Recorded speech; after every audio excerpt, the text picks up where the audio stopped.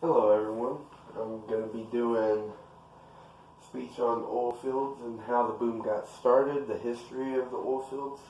I'm Brendan Marsh. This is for speech, Miss Cunningham's class 1315. Let's get started. Did you know that the first rig that ever drilled for kerosene to substitute for well blubber? They were using well blubber to burn in houses to keep people warm. When they did that, the well population started declining, so they wanted to find a new solution, a new way to find fuel, so that way they could keep warm. You use fuels every day to travel, to work, school, wherever you're going, you're going to use fuel to travel. Ever wonder where that fuel comes from? Allow me to teach you.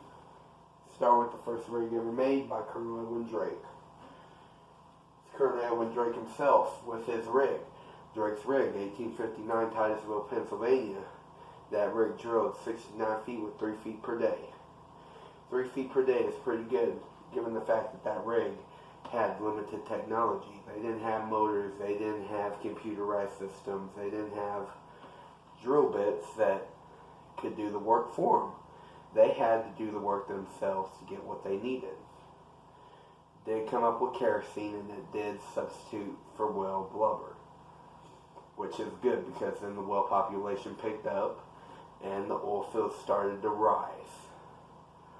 Thanks to Colonel Drake's well. Got this image off of Caprendo.com. Your little site. Still use Colonel Drake's design, as you can see from this well. Looks about the same. The difference between that well and his well is that one can drill thousands of feet per day, and his well only did 3 feet per day. This one can go deep beneath the shell to get the oil and gas that we need for fuels.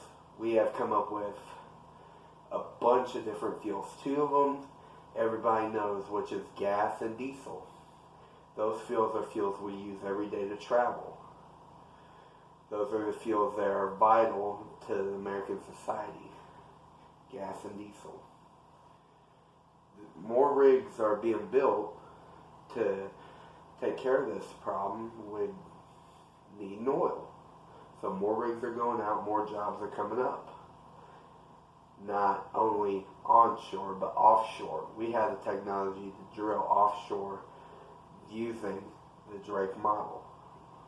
It's pretty cool. They go beneath the water into the surface beneath the ocean and drill and drill and drill, and then here comes the oil through the pipe to the process center.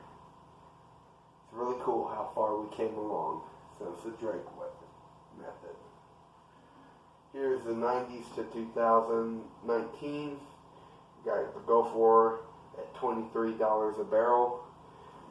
Dragging along over here, 2005, $28.60. That's where the oil started booming. Get up to Katrina, it's at $69. Get up to 2005, boom, there you go. You got $150 a barrel.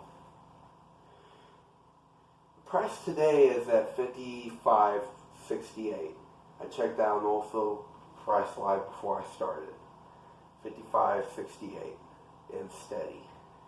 That's good. That means that prices aren't dropping and prices aren't raising. It's steady. It means there's money steadily flowing. Alright, let's wrap it up. We can thank Colonel Edwin Drake for the fuels that we use now. Now that we use the fuels that we have, we realize now how far we've come along and how proud Edwin Drake might be. Think about this. Next time you're filling up, think about how Colonel Edwin Drake would feel. Be so happy to see all the fuel coming up.